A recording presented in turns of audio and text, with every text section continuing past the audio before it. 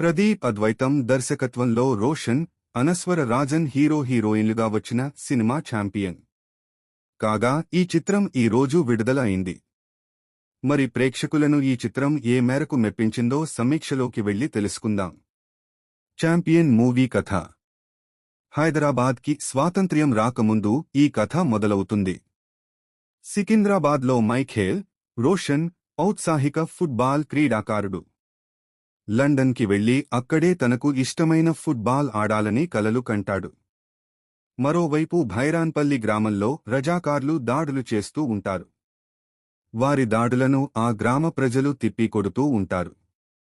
ఈ క్రమంలో జరిగిన కొన్ని నాటకీయ పరిణామాల నేపథ్యంలో మైఖేల్ తెలంగాణ ప్రాంతంలోని ఉద్యమాలకు పుట్టినిల్లు భైరాన్పల్లి గ్రామానికి వస్తాడు. అక్కడే 15 రోజుల పాటు ఉండాల్సి వస్తోంది. అక్కడ జరిగిన సంఘటనలు మైఖేల్ జీవితాన్ని ఎలాంటి మలుపు తిప్పాయి? అంతర్జాతీయ స్థాయిలో ఫుట్బాల్ క్రీడాకారుడు కావాలని కలలు కన్న మైఖేల్ ఉద్యమకారుడిగా ఎందుకు మారాడు? చివరకు మైఖేల్ సాధించింది ఏమిటి? దానికి స్ఫూర్తిగా నిలిచిన అతని తండ్రి కథ ఏమిటి? మొత్తానికి భైరాన్పల్లి గ్రామంలో రజాకార్లు జరిపిన దమనకాండపై ఆ గ్రామస్థులు ఎలా ఎదురుదాడి చేశారు అనేది మిగిలిన కథ. Champion plus points. 1948 ప్రాంతంలో భైరాన్పల్లి గ్రామంలో రజాకార్లు జరిపిన దమనకాండపై ఆ గ్రామస్థులు ఎదురుదాడి జరిపారు అనే కోణంలో సాగిన ఈ సినిమా ఆ చారిత్రాత్మక విషాద సంఘటనలను కళ్లకు కట్టినట్టు చూపించింది. డైలాగ్స్ పరంగా, సన్నివేశాల పరంగా చాలా జాగ్రత్తలు తీసుకున్నారు. చారిత్రాత్మక కథకు అనుగుణంగా పాత్రల తీరును, కథా నేపథ్యాన్ని చూపించిన విధానం కూడా బాగుంది.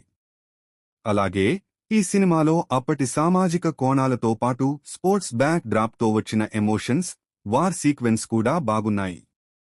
ఈ సినిమాలో హీరోగా నటించిన రోషన్ తన పాత్రకు తగ్గట్లు బాగా నటించాడు. తన యాక్షన్ అండ్ లుక్స్తో అద్భుతంగా మెప్పించాడు. హీరోయిన్ అనస్వర రాజన్ తన రియలిస్టిక్ యాక్టింగ్తో ఆకట్టుకుంది. అలాగే మరో కీలక పాత్రలో నటించిన మురళీ శర్మ కూడా చాలా బాగా నటించారు. ఇక ప్రత్యేక పాత్రలో కళ్యాణ్ చక్రవర్తి నటన పాత్రకు తగ్గట్టు ఆకట్టుకుంది.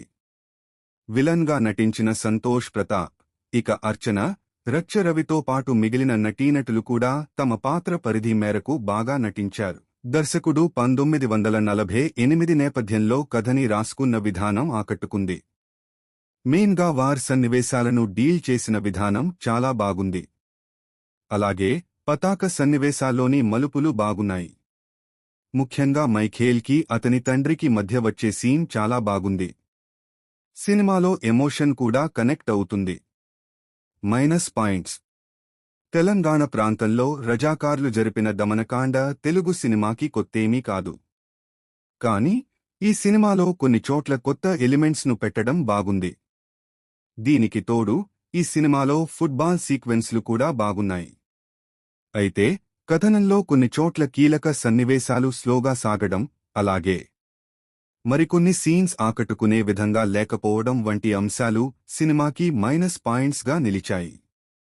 అయితే దర్శకుడు ప్రదీప్ అద్వైతం ఫస్ట్ హాఫ్పై ఆసక్తిని కలిగించే ప్రయత్నం చేసినప్పటికీ, అదే విధంగా అతను రాసుకున్న సీన్స్ బాగున్నప్పటికీ, సినిమాలో కొన్ని సన్నివేశాలు స్లో నేరేషన్తో సాగాయి. మొత్తానికి కథనం విషయంలో దర్శకుడు ప్రదీప్ అద్వైతం ఇంకా బాగా కసరత్తులు చేసి ఉంటే సినిమా మరో స్థాయిలో ఉండేది. సాంకేతిక విభాగం.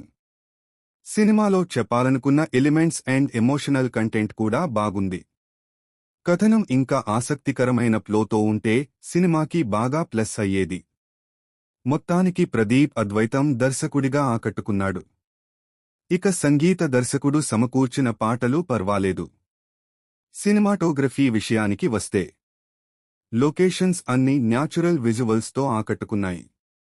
కెమెరామెన్ సీన్స్ను తెరకెక్కించిన విధానం బాగుంది.